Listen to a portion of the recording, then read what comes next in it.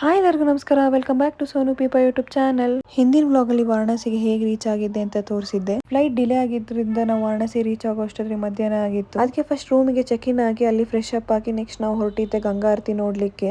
ನಾವು Shri Sai tours and travels ಇಂದ ಹೋಗಿದ್ದೆ ಈ ಟ್ರಿಪ್ ಅಲ್ಲಿ. ಅವರು ವಾರಣಾಸಿ ಬಗ್ಗೆ ಸ್ವಲ್ಪ ಹೇಳಿದ್ದಾರೆ ಕೇಳಿ. ಕ್ರಿಶ್ಚಿಯನ್ನಲ್ಲಿ ಜೆರುಸಲೇಮ್ ಹೋಗಬೇಕಾದರೆ ಇದೆ, ನಮ್ಮ ಧಮ್ಮಲ್ಲಿ ಹಿಂದೂ ಧಮ್ಮಲ್ಲಿ ಒಂದ್ಸಲ ಕಾಶಿಗೆ ಬರಬೇಕು, ಯಾಕಂದ್ರೆ ಅದೇ ಮೋಕ್ಷ ಸ್ಥಾನ. ಸೊ ಅಲ್ಲಿ ಒಂದು ಜಾಗ ಬರಬೇಕು, ಆ ಥರ ಇದೆ. ಸೊ ಹಂಗಾಗಿ ತುಂಬ ಜನ ಕಾಶಿಗೆ ಯಾತ್ರಾ ಬರ್ತಾ ಇದ್ದಾರೆ. ಸೊ ಈಗ ಕೂಡ ಬಂದಿದ್ದೀವಿ ಕಾಶಿಗೆ. ಫಸ್ಟ್ ಬಂದು ಋಷಿ ಮುನಿ ಅವರು ಬಂದರು. ಇಲ್ಲಿ ಬಂದ್ಬಿಟ್ಟು ಅವರು ಕೂದಲು ಕೊಂಡು ಈ ಕಾಶಿ ರೆಡಿ ಮಾಡಿದ್ದು. ಕೂದಲಿಗೆ ಸಂಸ್ಕೃತದಲ್ಲಿ ಕೇಸ್ ಹೇಳ್ತಾರೆ. ಈ ಕೇಸಿಂದ ಸಿಟಿ ಹೆಸರು ಆಗಿದ್ದು ಕಾಶಿ. ಅವ್ರು ಕಾಶಿ ಸಿಟಿ ಮಾಡಾದ್ಮೇಲೆ ಕಾಶಿಯಲ್ಲಿ ಫಸ್ಟ್ ಪ್ರಯಾರಿಟಿ ಎಲ್ಲ ದೇವ್ರಿಗೆಲ್ಲ ಕೊಟ್ಟರು. ಎಲ್ಲ ದೇವರಿಗೆ ಕೊಟ್ಟರು. ಎಲ್ಲ ದೇವರನ್ನೆಲ್ಲ ಬಂದಾದ ಮೇಲೆ ಅವರಿಗೆ ಯಾವುದು ಬೇಕು, ಊಟ ಬೇಕು.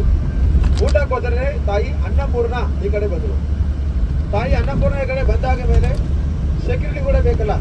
ಸೊ ಹಂಗಾಗಿ ಬಾಬಾ ಕಾಲ ಭೈರವ್ ಅವರು ಕೂಡ ಇಲ್ಲಿ ಬಂದರು. ಸೊ ಎಲ್ಲರೂ ಇಲ್ಲಿ ಬಂದಾಗಿತ್ತು. ಆ ಟೈಮ್ ಶಕ್ತಿ ಪೀರಿಯಡ್ ಆಗಿತ್ತು. ಶಕ್ತಿ ಪೀರಿಯಡಲ್ಲಿ, ಶಕ್ತಿ ಟೈಮಲ್ಲಿ ಶಕ್ತಿಗೆ ಮಹಾದೇವ್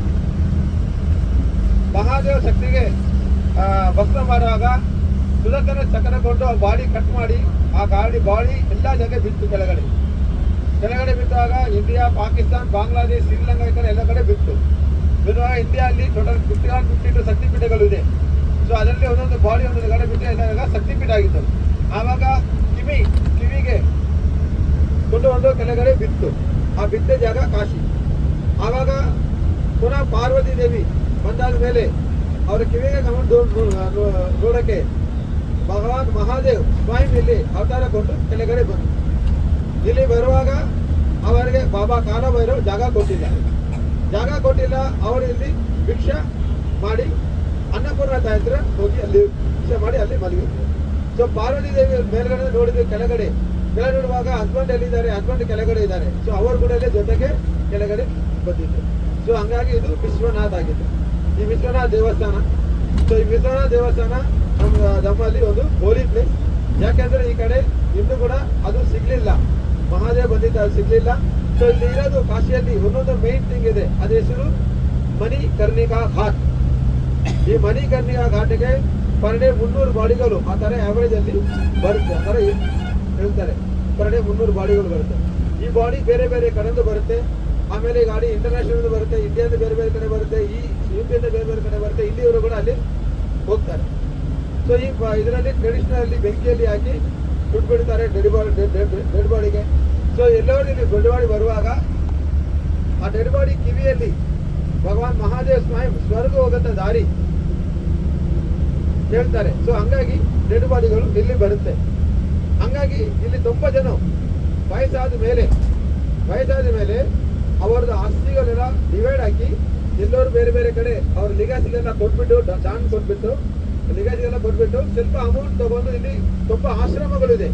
ಬೇರೆ ಬೇರೆ ಪ್ರತಾಗೆ, ಬೇರೆ ಬೇರೆ ಪಂಚಾಯತ್ಗೆ, ಬೇರೆ ಬೇರೆ. ನಾವು ಹೋಗಿದ್ದು ಅಸ್ಸಿ ಘಾಟಲ್ಲಿ ಗಂಗಾ ಆರತಿ ನೋಡ್ಲಿಕ್ಕೆ. ಅಲ್ಲೇ ಸುತ್ತಮುತ್ತ ಇರೋ ಘಾಟಿನಲ್ಲಿ ಕೂಡ ಗಂಗಾ ಆರತಿ ನಡೆಯುತ್ತೆ. ನೀವು ಬೋಟ್ನಲ್ಲಿ ಕೂಡ ಕೂತ್ಕೊಂಡು ಗಂಗಾ ಆರತಿನ ನೋಡಬಹುದು.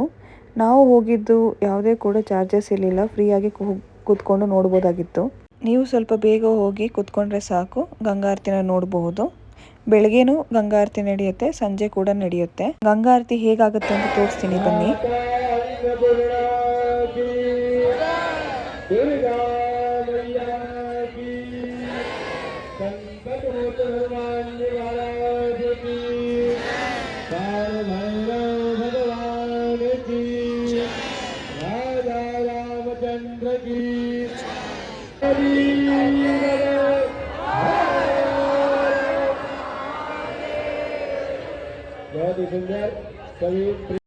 ಗಂಗಾ ಆರತಿ ನಡೆಯೋಕ್ಕಿಂತ ಮುಂಚೆ ಈ ತರ ಭಜನೆ ಮಾಡಿಸ್ತಾರೆ.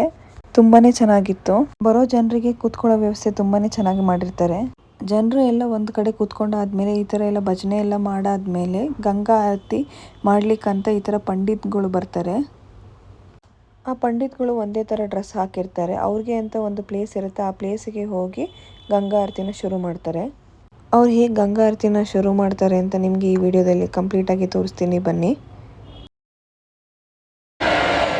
पूजा है धर्म दीन है ईमान है गंगा पूजा है धर्म दीन है ईमान है गंगा मर्यादा है इस देश की पहचान है गंगा मर्यादा है इस देश की पहचान है गंगा हरे हरे महादेव।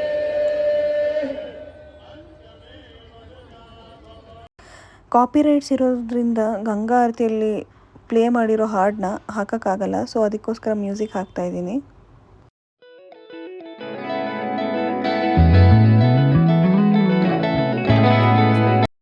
ಗಂಗಾ ಆರತಿ ಸ್ಟಾರ್ಟ್ ಮಾಡೋಕ್ಕಿಂತ ಮುಂಚೆ ಗಣಪತಿಗೆ ನಮಸ್ಕರಿಸಿ ಗಣಪತಿ ಶ್ಲೋಕವನ್ನು ಹೇಳಿ ಸ್ಟಾರ್ಟ್ ಮಾಡ್ತಾರೆ.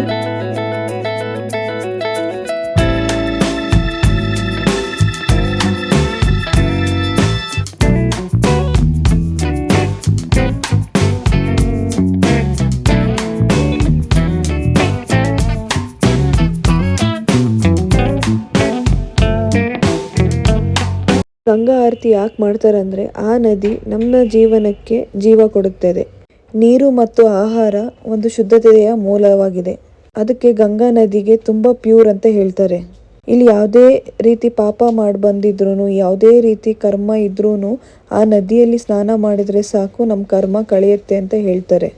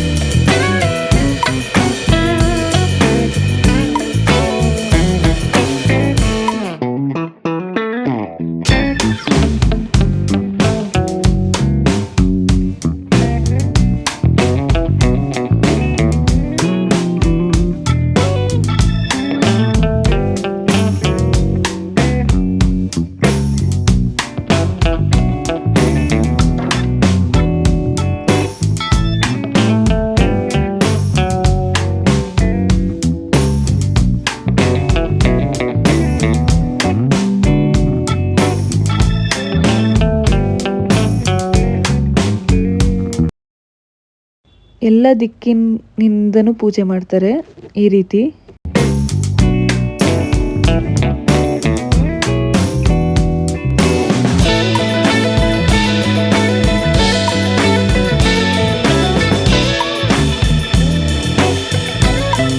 ನಾನು ಎಷ್ಟೋ ದಿನದಿಂದ ಅಂದ್ಕೊಂಡಿದ್ದೆ ಗಂಗಾ ಆರತಿನ ರಿಯಲ್ ಆಗಿ ನೋಡಬೇಕಂತ.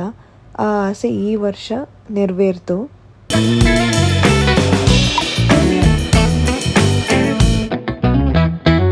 ಆ 2 ಅವರ್ ಹೇಗೋಯ್ತು ಅಂತಲೇ ಗೊತ್ತಾಗಲಿಲ್ಲ, ಯಾಕಂದರೆ ನೋಡೋಕೆ ತುಂಬ ಚೆನ್ನಾಗಿತ್ತು, ಹಾಗೆ ಡಿವೈನ್ ಎಕ್ಸ್ಪೀರಿಯನ್ಸ್ ಕೊಡ್ತು.